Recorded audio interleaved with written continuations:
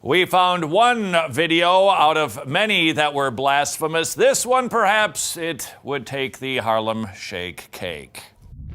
Con los terroristas.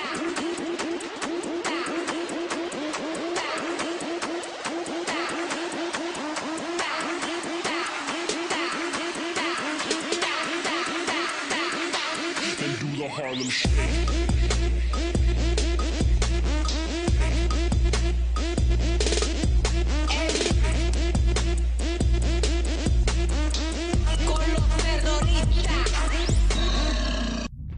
In case you missed it, that would be Jesus doing the Harlem Shake, and apparently he's spiking what is a representation of the devil, I guess.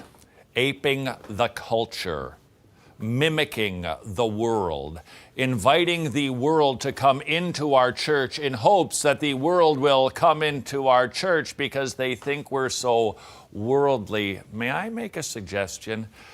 That it's time to stop with the trendiness, and it's time to get our feet firmly planted again back on the rock.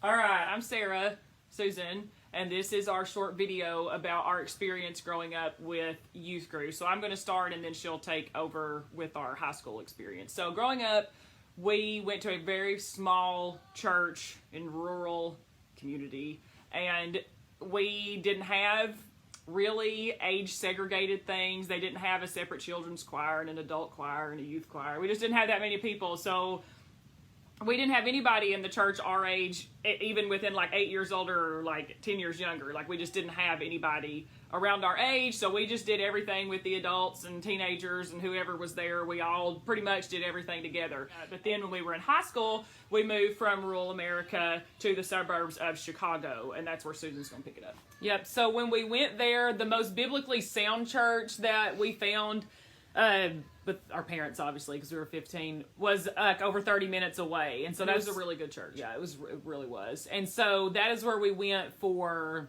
church. And then we went to their youth a couple times, but not really growing up in like a youth ministry type background. And we didn't know anybody. And we were just like, yeah, everybody went to a different school. We didn't. Yeah, because it was 30 minutes away. So there was a girl who was a Christian in our high school, which there was very few. So we went to her church on Sunday nights, which was where we had our first, I guess you would say, youth ministry experience with a full-time youth pastor and all of those things. I don't remember all of that much. But what I do remember, the things that made me not go back, and the things that I was like, what are we doing here? And so one of them was, there was a reality TV show on MTV, which we were not allowed to have or watch growing up. And he played an episode, like Britney Spears and Kevin Federline, K-Fed. I don't remember this at all. Was really popular at the time. And so he was doing a series on relationships, and we watched parts of an episode with Britney Spears and Kevin Federline on this show about how, like, relationships are, how the world view relationships. And I remember, like, we were in public high school in the suburbs of Chicago. We knew what the world felt about relationships. We didn't have a TV in our house, those sort of things. And I was so uncomfortable. I'm like, I don't like this at all. What does this have to do, like, with anything? And then I never went back after this. They did play a lot of games. And their youth room was like a bunch of couches, and let's just like hang out and talk, that sort of atmosphere. And after the lesson one night, he sent all the youth out into, of course, it's the suburbs of Chicago, so the houses everywhere and neighborhoods everywhere on little quarter-acre lots. And so we're he said, go out with this, and he gave each group just something, like you might start with a marble or a pencil or something. It was a game called Bigger or Better. Bigger or Better. So you had to take what was in your hand and go and knock on a person's door at their house, random people with some other underage youth, and say, do you have anything in your house that's bigger or better than this? But we're from the local church youth group, you know. Yeah, and whatever. And so like we're trading out, and I'm just sitting there like with my, and I'm like, what are we doing? Like what does this have to do with anything? And then like after 30 minutes or 45 minutes, you brought back, and whatever group had like the biggest and best thing, like they won a prize, and I was just like, and didn't they, if I remember right, they tried it one time, like they made a list of people who hadn't been to youth in a while to try to get them back in, and didn't you come home and say, like, Susan, you made the list of people? Yeah, maybe. I haven't been to youth in a while, and I was like, I'm not going back. And I remember playing that game, but I wasn't necessarily offended by it. Like, I mean, I know that you can't just take your own personal experience and be like, oh, everybody must have experienced this kind of thing. Because everybody takes things different ways. Some people are, you can't ever please everybody, and we're not trying to be like the youth group critics. Like, like everything is horrible. So when you get out of our own youth ministry experience as far as being students, and then you get into being workers, and so I would say I've done more with different groups, yes, of youth than she has of different churches as far as like the last 12 years.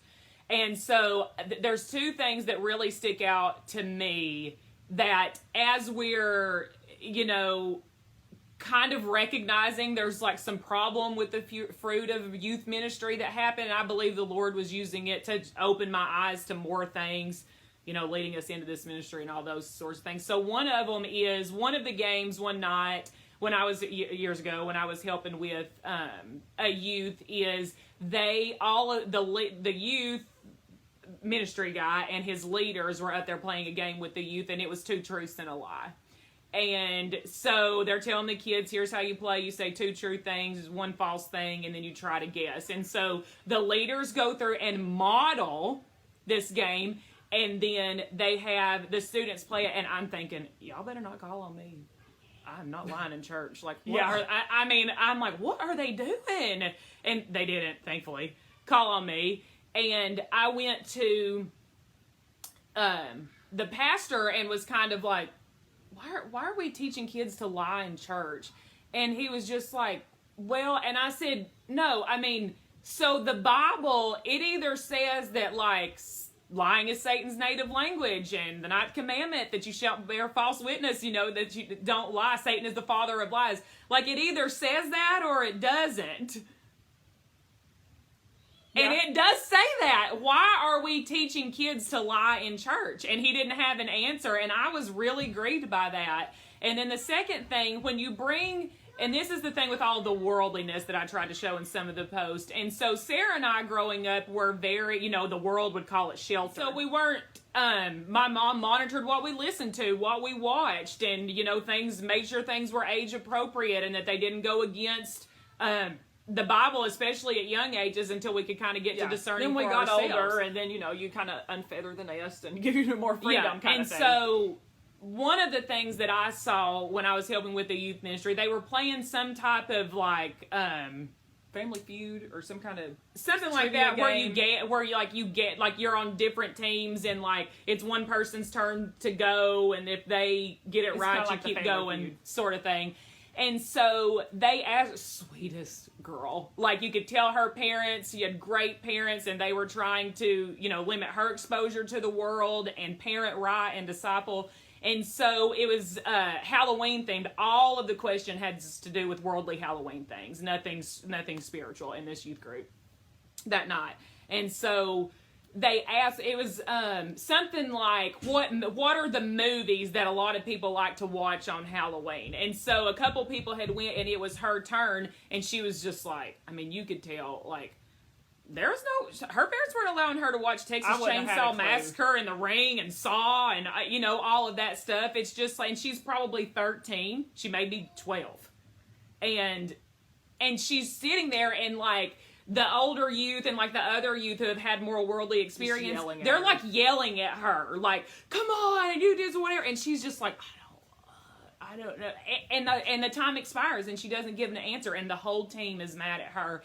And I remember sitting there watching her and I was just like, oh my. She is in the church where she's supposed to be also nurtured spiritually and raised in the love and admonition of the Lord. And she feels like an idiot. Yeah, in Because church. in She's not church, worldly. because she doesn't know all of the worldly things that other kids in the youth group know. And I was like, we have a problem. Like, there's a problem, and there's just some things that need to be addressed when things like that start happening. And so that's a very brief kind of summary, and if you have questions, let us know, but we'll continue on with our highlight.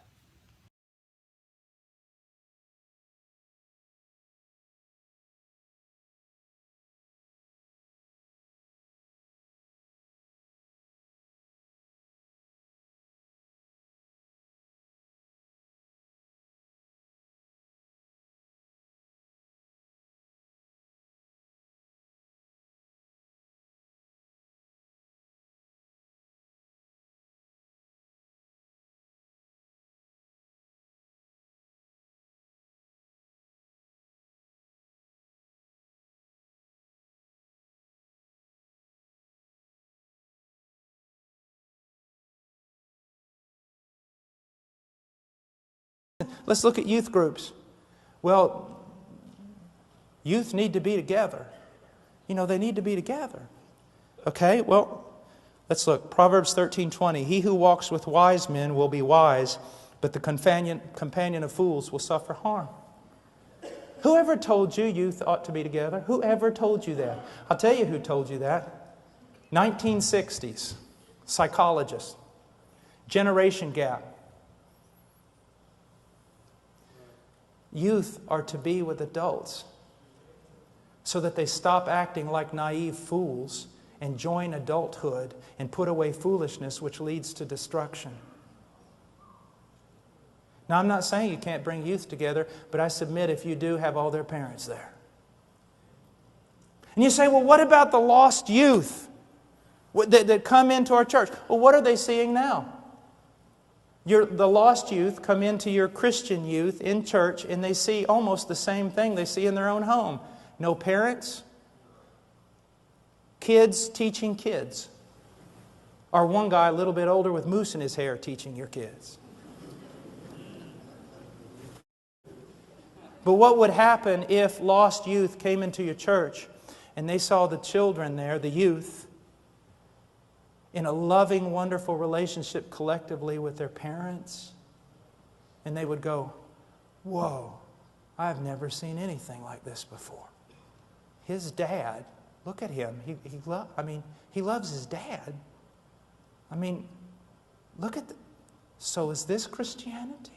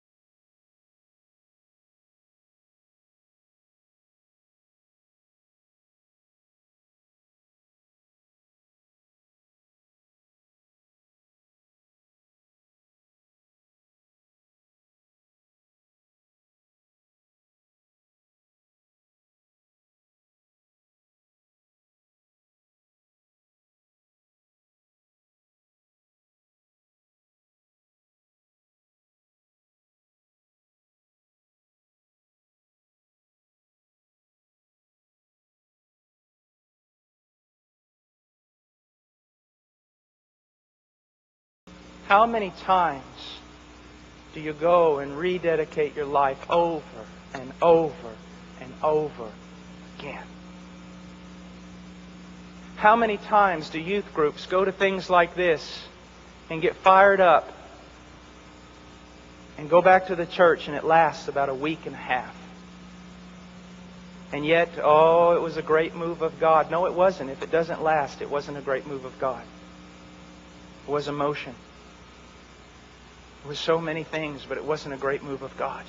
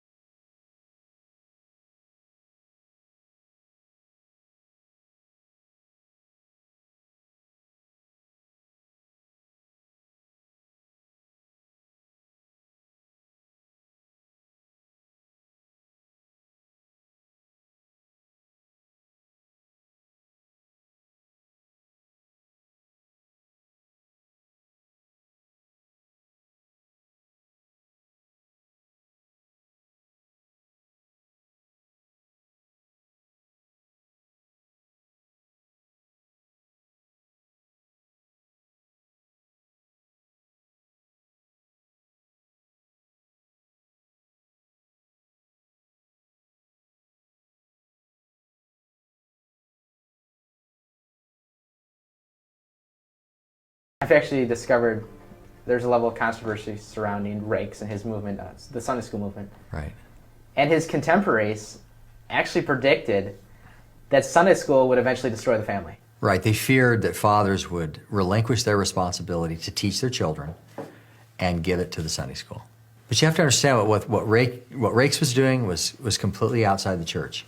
Over time, though, because the movement was so massive, the church ended up adopting the basic principle. There were lots of stepping stones that got us to the place where we segregated youth into their own cultures. There were lots of forces that brought that about. But what Rakes did was really different from the modern Sunday school movement. It's a really distant relative. It goes way back to the Greeks. It goes back to Plato. Plato believed that children should be taken away from their parents. Plato believed actually that children shouldn't even know their parents. In the perfect republic, you've got Jean-Jacques Rousseau, who is, one of the most famous educational revolutionaries in history. G. Stanley Hall, came in and really established a whole nother stepping stone. When you get to the 20th century, you have John Dewey, who's called the father of modern education. He was an atheist, he was a hater of the Bible, he was a pragmatist philosopher, he was a signer of the Humanist Manifesto. and he embraced this whole messianic view of the state, that the state is going to rescue the children through education. So he spent his life building this age-segregated school system. The church went and adopted that age-segregated system. That's why today, when you walk the halls of public schools, you see classrooms on each side. And when you walk down the hallways in churches, you see the exact same pattern of education. The modern Christian has absolutely no idea how immersed he is in these wrong foundations. When the modern Sunday school movement began, first of all, it didn't begin as an outreach to Christians, but to the lost. Second of all, for 1,800 years, the assumption was children are with their parents in the meeting of the church, parents disciple their children. So when these things began to change, it was very strange. People knew that it was out of context with the history of the church. One of the key influences in developing the modern youth culture was the creation of the modern classroom environment. We have been using the segregated approach with programs and youth ministry in the church my entire life. It's always seemed like such a normal and necessary part of the church. But understanding the roots of this methodology in paganism changes everything for me. It goes back to around 380 BC, when the Greek philosopher Plato wrote it in Greek literature, the idea that children must be separated from their parents. Jean-Jacques Rousseau expanded on the Platonic thesis, saying that the education of children is more important to the state than to their fathers. Robert Riggs promoted a social reform program called Sunday School for street children. G. Stanley Hall applied Darwinian evolution to child development theory, codifying the modern concept of adolescence. John Dewey fathered modern education, institutionalizing the age-segregated classroom environment. Are these pagan seeds of division, planted over the past several thousand years, now bearing their fruit in our churches? What the modern church doesn't understand is that the promoters of age-segregated education were all men who were at war with God. If the church adopts Athens, the church will become like Athens. And that's what's happened to the church today. So Philip, we don't believe that the church has the freedom to go invent itself. It needs to go to God. You know, the apostles were authoritative, they were inspired. What they did was inspired, and we should emulate it. Paul said, we have no other pattern, follow my pattern. So what were the patterns in the New Testament? They were always age integrated, never age segregated. We should follow that pattern. Scripture has a lot to say about whether ministry should be age segregated or not. There is an authoritative, binding testimony upon the church. It's the Word of God, and the Word of God alone. So what is that example in Scripture? What does it look like? All the meetings of the church, Old and New Testament, are age integrated. In the Ephesian church and the Colossian church, the children were right there in the meeting of the church. The Apostle Paul, in his letter, addresses the children specifically, right along with the parents and this whole body. He does the same thing in the Colossian church. It illustrates, men taking, younger men into their lives, older women discipling younger women in the church. It's organic, and it's definitely not programmatic, and it's absolutely not age segregated. One might say, well, they weren't dealing with the same issues that we face today as a culture. Youth ministry is a way for us to speak to the crying world, needy world, in need of direction and spiritual leaders. God's patterns are transcultural. They work in every culture because they're from God. All people have the same sin nature, but God's word is true in every culture. And God has designed His church to become His people in a corrupt and pagan world. We have direct commandments in the Scriptures everywhere that men are supposed to teach and train their own children. So we have gone with a plan B. Do you see that? And you can pour money into it, man hours into it, you can give your life for it, but it's plan B. It isn't the plan that God recommended and commanded. So even if there's some success in a youth group, it still doesn't make it biblical. And if it's not biblical, it's not right. What I'm seeing is that the problem isn't just what's happening in the church. The problem is what isn't happening in Christian homes. It seems Christian parents have been negligent in carrying out their duties to disciple their own children. All right, so we got the fathers teaching at home. They're doing their job, instructing their children in the way of the Scriptures. But what's wrong with continuing on with ministry as well? Yeah. Well, there's actually a huge movement in the church toward that, to maintain age-segregated ministry and try to activate fathers. But it's like it's mixing oil and water. It's mixing the ways of the world with the ways of God. And that always produces bad fruit. While we're thankful that there really is a resurgence of equipping of fathers to play their roles, at the same time, if you continue to do something that's foreign to Scripture, you'll just continue to corrupt the church. Maybe there are some things in life a father just can't delegate, like loving his wife or loving his children. I think it's quite clear God gives the responsibility for training kids to the moms and dads, not the church. And the parents delegating, outsourcing that responsibility to the church, inadvertently works to separate children from their parents and from the rest of the church. But not everyone has a family, especially in this day and age. See, but that's the problem, though. The fathers aren't doing their jobs. Right. The families in the communities, Right. they're not doing their jobs. Isn't the church filling that void that the families have failed to do? Isn't that the job of a youth minister in a sense? The answer is that we equip fathers to do that work, because that's who God commanded to do it. So let's raise up a new generation of fathers who are willing to obey God in that area. Not offload it to somebody that the Bible doesn't even speak about. Let's give it to the one that God gave it to. God gives youth far, far more than a youth minister. In fact, the Bible doesn't really know anything about youth ministers. There's nothing in Scripture that indicates there ever was an office in the church for youth ministers. One of the tragic effects of separating youth into their own subculture is that it creates, diverse generational cultures within a church instead of one body. It actually destroys one of the most wonderful principles of the gospel, and that is that God brings all people together. He brings all ages together. He brings all genders together. He brings all races together. He brings the rich and the poor together. He brings the wise and the foolish together. That's what God does. But doesn't God say to take care of the orphans and the widows? And isn't that the job, what they think they're doing? They're taking care of a need they see in the culture. Well, what's wrong with that is that that's not what Scripture pictures. But what Scripture does picture is that there's a family, there's a church, and in that church is a vast array of gifts and relationships that are perfect for the fatherless child. If you don't have a father, come to the Church of Jesus Christ, and you'll have many fathers. Come to the Church of Jesus Christ, and you'll have many brothers, many sisters, many aunts and uncles in the faith, many grandfathers in the faith. When you see a lost generation uncared for, you've got fathers in these houses, in these neighborhoods, in these workplaces. They don't care about that lost generation, but they ought to, and they ought to invite them into their homes like Job did and said, tear my arm off if I don't have the fatherless at my table and eat a morsel of my food.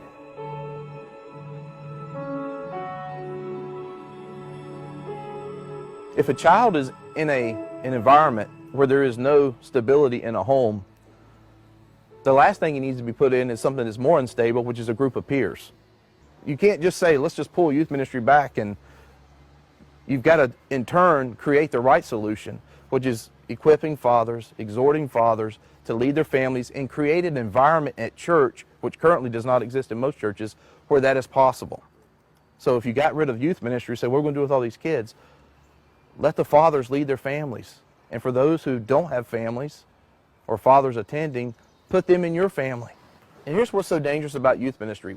It's an environment that creates an opportunity for the children's hearts to be turned towards either the youth pastor or other youth workers or their peers, their boyfriends, their girlfriends. It creates that kind of environment. God wants the hearts of the fathers turned toward the children and the children to the fathers.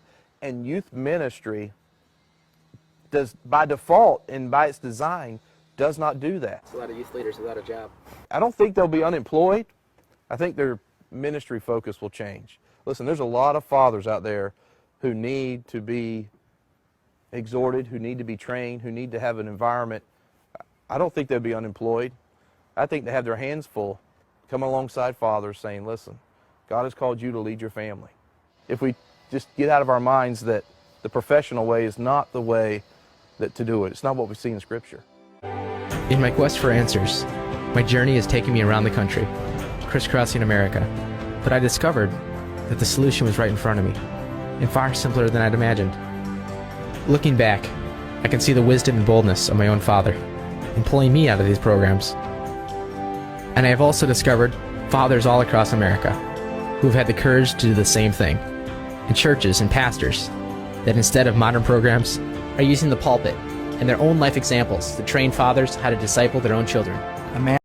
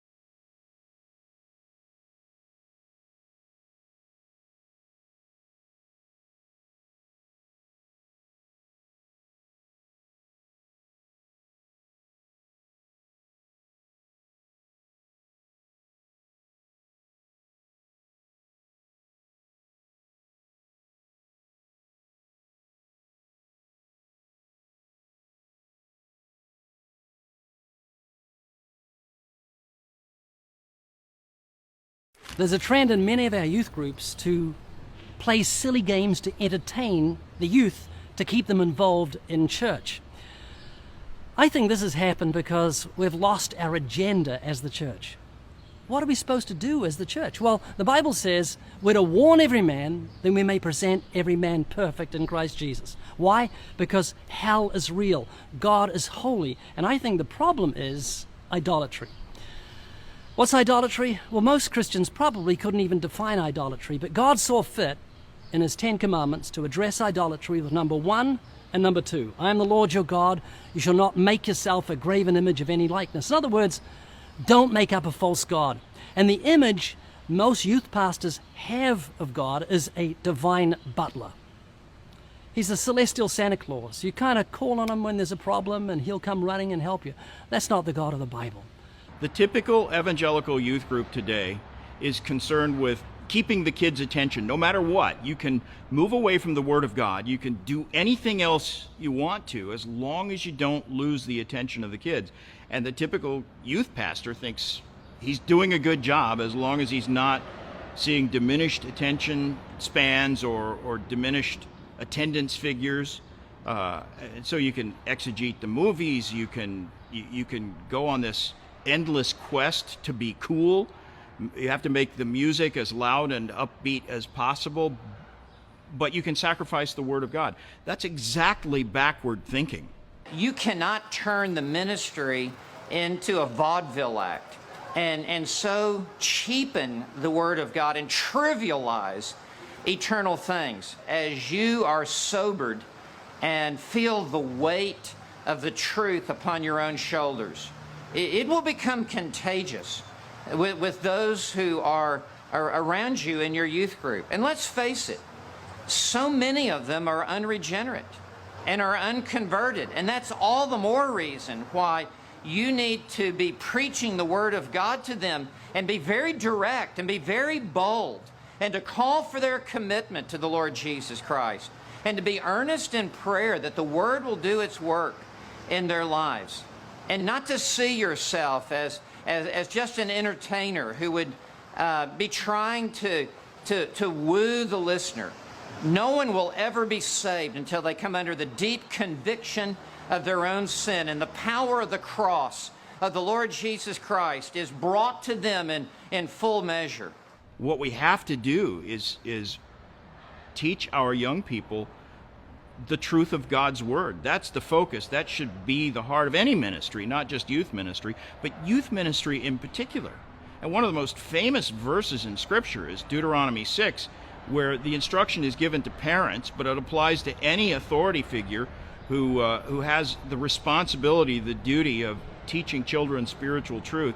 And it says you talk about the scriptures, and you do that when you're sitting down, when you're rising up, when you're eating. In other words, it's a 24/7 pursuit to be teaching children, not just parents, but youth pastors and the rest of us as adults. If we want to influence the next generation, we have to go on this nonstop quest to teach them the truth of God's Word, because that's the only thing that's going to save the next generation. You need to understand the weight of responsibility, youth pastor, that is upon your shoulder. James 3:1 says, "Let not many of you become teachers, my brethren, knowing as such we shall incur a stricter judgment." You're going to stand at the judgment seat of Christ one day, and your ministry is going to be tested as by fire. And those who build with gold and silver and precious stones, your ministry will stand the test of the fire of the last day. But for those who build with wood, hay, and stubble, your entire ministry will just go up in smoke. And you say, what is the wood, the hay, and the stubble? It is the worldly wisdom. It is the compromise of the truth. It is the watering down of the Word of God. It is the catering to young people and to entertain them as though you are in the world with them. All of that is going to go up in smoke on the last day. And your entire ministry will be wasted, and you will have nothing to show for it. Instead, you must build with gold, silver, and precious stone. And that is the full counsel of God. And that is to teach and preach the Word of God exactly as God has written it. We must never forget that God has entrusted the care and discipleship of children primarily to parents. Now, there are churches that have youth groups that are radical blessings. But there are many churches today that have youth groups that have nothing to do with God's Word. It's all about fun and games and social interaction. I can't encourage you enough to realize the importance of Christian parents proactively, intentionally, and with a determined plan, discipling their children. We need to teach our kids that God's Word is a standard for living. And then we need to teach them not only to memorize it, but to internalize it, and then to live it out. If you and I want to see our children saved, and we do, then we must abandon new methods, new techniques, and silly youth groups, and instead feed them the Word.